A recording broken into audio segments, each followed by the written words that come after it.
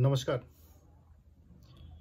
Bihar IAS के इस platform पर आपका स्वागत है। आज हम जिस विषय को चर्चा करने वाले हैं वो बेहद ही दिल के करीब है। ये ना सिर्फ बिहार से संबंधित है बल्कि एक प्रसिद्ध और लोकप्रिय व्यक्तित्व डॉक्टर एपीजे अब्दुल कलाम से भी संबंधित है।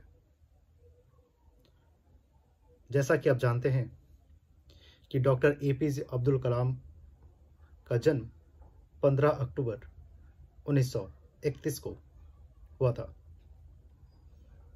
कहने का अर्थ यह है कि कल ही डॉक्टर एपीजे अब्दुल कलाम का जयंती था और आज हम उन्हीं को श्रद्धांजलि देते हुए बिहार से संबंधित एक ऐसे मुद्दे पर चर्चा करना चाहते हैं जो सभी बिहारियों के लिए, सभी बिहार वासियों के लिए एक महत्वपूर्ण मुद्दा है। पूर्व राष्ट्रपति डॉक्टर एपीजे अब्दुल कलाम बिहार के विकास के लिए या यूं कहें एक विकसित बिहार की संकल्पना के लिए अपने कार्यकाल के दौरान बिहार भ्रमण पर आए और उन्होंने विकसित बिहार के लिए 10 सुझाव दिए। आज हम उन्हीं 10 सुझावों की चर्चा करेंगे। अक्सर आपने इस बात को तो सुना ही होगा कि बिहार सभी सूचकांकों में, ज्यादातर रिपोर्ट्स में पिछले पायदान पर खड़ा नजर आता है। एक बिहारी होने के नाते हम सभी की यह जिम्मेदारी तो है ही, परंतु क्या हम मिसाइल मैन के नाम से प्रसिद्ध डॉक्टर एपीजे अब्दुल कलाम के बताए हुए रास्तों को अनुकरण कर विकसित बिहार की संकल्पना को पूरा कर सकते हैं? आज हम इसे देखते हैं और समझने का प्रयास करते हैं। आपको मैं बताऊं, पूर्व राष्ट्रपति डॉक्टर एपीजे अब्दुल कलाम वर्ष 2006 में बिहार भ्रमण पर आए। कहा जाता है कि डॉक्टर कलाम के पसंदीदा राज्यों में एक राज्य बिहार भी रहा है। इसकी प्रमुख वजह बिहार का एक उर्वर प्रदेश के रूप में होना है।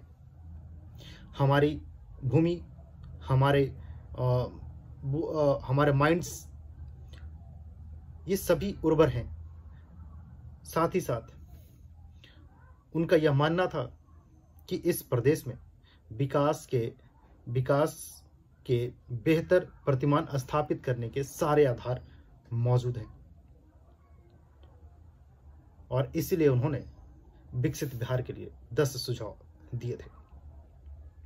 आइए सबसे पहले हम पहला सुझाव को देखते हैं। उन्होंने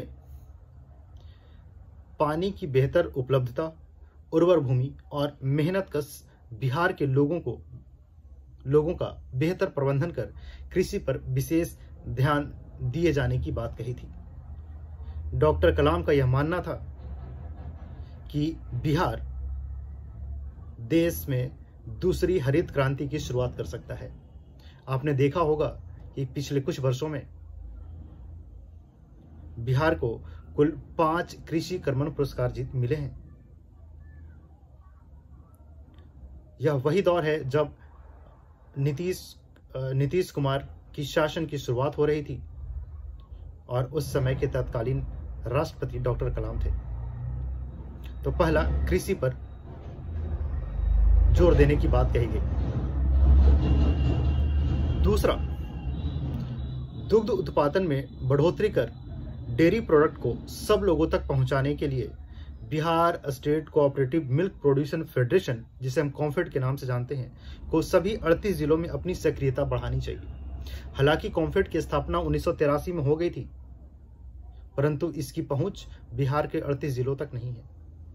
इसलिए डॉक्टर कलाम ने कॉम्फेड को 38 जिलों तक पहुंचाने की बात की थी।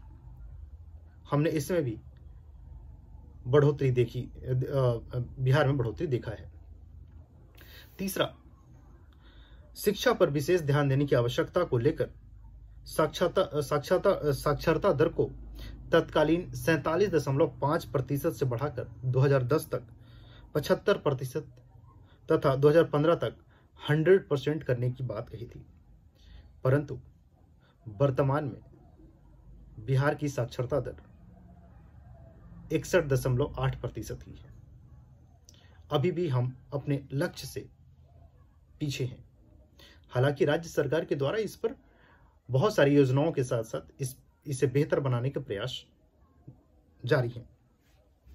उन्होंने यह भी कहा था कि 2050 तक बिहार में युवाओं की आबादी करीब 45 मिलियन हो जाएगी और उन्हें ध्यान में रखकर अभी से विश्वविद्यालय बने और 2 प्रकार की ट्रेनिंग दिए जाएं। इस ट्रेनिंग में उन्होंने पहला यह कहा कि स्किल्ड युवाओं का एक ग्लोबल कैडर बने, ग्लोबल कैडर जिसके पास विशेष दक्षता हो, जैसे आईटी प्रोफेशनल्स हो, अभी जो लेटेस्ट टेक्नोलॉजी हो उनके उस पर वो काम कर सकें। दूसरा, उन्होंने यह कहा कि एक ऐसा कैडर बने, एक ऐसा समूह बने जो रिसर्च और लीडरशिप का काम देखे। स्किल बेस्ड और रिसर्च, इस पर शिक्षा को जोर देने की बात कही। चौथा, उन्होंने कहा प्राचीन नालंदा विश्वविद्यालय को पुनः चालू करना। इसके लिए डॉक्टर कलाम ने 500 करोड़ का बजट अंतर्राष्ट्रीय पार्टनरशिप से तैयार किए जाने की सलाह दी थी। आपने देखा होगा कि अभी हाल ही में प्रधानमंत्री नरेंद्र मोदी द्वारा नालंदा अंतर्राष्ट्रीय विश्वविद्यालय को फिर से शुरू किया गया या उसका उद्घाटन किया गया। यह एक बेहतर शिक्षा व्यवस्था की शुरुआत को दिखाता है। हम अंतर्राष्ट्रीय स्तर पर अपनी पहचान को पुनः विकसित कर सकते हैं। पांचवा, राज्य के प्राथमिक स्वास्थ्य केंद्रों में सुधार तथा मोबाइल क्लिनिक चलाने का सुझाव दिया था। अक्सर हम अस्पतालों की खराब स्थितियों के बारे में सुनते हैं। कई बार इलाज के अभाव में लोगों की जान चली जाती है। ऐसे में प्राथमिक स्वास्थ्य केंद्र जो पंचायत स्तर पर, गांव के स्तर पर, उसमें सुधार करने, साथ ही साथ मोबाइल क्लिनिक चलाने का सुझाव दिया था। राज्य सरकार के द्वारा इसका अनुकरण किया भी गया है। छठा, बाढ़ नियंत्रण के लिए सैटेलाइट मैपिंग के साथ ही गंगा की ड्रेजिंग करने का भी सुझाव दिया था। इसके अलावा दक्षिण और उत्तर बिहार की नदियों को जोड़कर 500 किलोमीटर लंबे जल मार्ग बनाने की बात कही थी ताकि सिंचाई क्षमता भी बढ़ सके। आप बिहार के नक्शे को देखें तो आपको यह पता चलेगा कि उत्तरी बिहार बाढ़ से ग्रसित है और दक्षिणी बिहार सूखे से प्रभावित है। डॉक्टर कलाम ने इसी बाढ़ के पानी को सिंचाई के लिए उपयोग करने की बात कही, जिसे नदी जोड़ परियोजना, जैसे अभी कोसी मेची परियोजना को स्वीकृति मिल चुकी है। साथ ही साथ बिहार में ऐसे 6 नदी जोड़ परियोजना शुरू करने की बात की जा रही है। इससे न सिर्फ बाढ़ को नियंत्रित किया जा सकता है, साथ ही सिंचाई को भी बढ़ाया जा सकता है। सातवां, नेशनल हाईवे और स्टेट हाईवे के मेंटेनेंस के साथ करीब 35,000 किलोमीटर ग्रामीण सड़कों का 12मासी सड़क में तब्दील करने का सुझाव दिया था। आपने नेशनल हाईवे और स्टेट हाईवे के लिए बहुत सारी परियोजनाओं पे भी काम चल रहा है। केंद्र सरकार भी राज्य में राष्ट्रीय हाईवे, नेशनल हाईवे और स्टेट हाईवे को लेकर बजट में अपने प्रावधानों का प्रावधान किए हैं, जिसके तहत राज्य को बजट आवंटन किया गया है। साथ ही साथ 8वां सुझाव उन्होंने कहा, सिंगापुर से म्यांमार होते हुए बोधगया तक ग्रैंड एशियन रोड बनवाने का सुझाव दिया था, जिससे पर्यटन को बड़ी उछाल मिल सके। सिंगापुर बहुत ही विकसित शहर है, यही कहें देश है। सिंगापुर से म्यांमार होते हुए बोधगया तक, क्योंकि आप सभी जानते हैं कि बोधगया बोधगया में गौतम बुद्ध को ज्ञान की प्राप्ति हुई थी। यह बौद्ध धर्म के लिए एक बहुत ही पवित्र स्थान माना जाता है और वैश्विक स्तर पर बौद्ध धर्मावलंबियों के लिए आने की सुविधा, यह निश्चय ही बिहार में पर्यटन को एक बड़ी उछाल देगा। 9वां एक्सक्लूसिव जोन, इकोनॉमिक जोन बनाने का सुझाव दिया था, जहां चीनी धागे, सिल्क, लेदर, खेलकूद सामग्री और एग्रो फूड प्रोसेसिंग इंडस्ट्रीज की स्थापना की जा सके। आपने देखा होगा कि बिहार में चाहे वो मुजफ्फरपुर हो, चनपटिया हो, भागलपुर हो, गया डोभी इकोनॉमिक जोन हो, ऐसे बहुत सारे क्लस्टर बनाए जा रहे हैं जो उद्योग को बढ़ावा देंगे। इसकी कल्पना 2006 में डॉक्टर कलाम के द्वारा की गई थी, जिस पर सरकार धीरे धीरे अमल कर रही। 10वां प्रशासनिक सुधार प्रक्रिया में तेजी लाने से संबंधित सुझाव दिया था। प्रशासनिक प्रक्रिया में तेजी लाने का मतलब हम तकनीक को ज्यादा से ज्यादा उपयोग कर सकें। हमारे दक्ष अधिकारी तो होते ही हैं, उनके प्रोसेस में हम सुविधाएं ला सकें ताकि लोगों को बेहतर सुविधा मिल सके। जैसे राज्य सरकार के द्वारा आरटीपीएस की सुविधा, लोक शिकायत निवारण सुविधा, ऐसे बहुत सारे सुविधाएं दी जा रही हैं ताकि लोगों का जनजीवन आसान हो सके, उनकी समस्याओं का निदान हो सके। आपने ये देखा कि डॉक्टर कलाम ने 2006 में एक विकसित बिहार बनाने की रोड मैप दिया था। आज राज्य सरकार के द्वारा उनके विभिन्न योजनाओं में उनकी उस समय की कल्पना को मूर्त रूप देने का प्रयास किया जा रहा है। हालांकि अभी भी विभिन्न क्षेत्रों में बहुत काम करने बाकी हैं, फिर भी राज्य सरकार के द्वारा एक बेहतर प्रयास किया जा रहा है।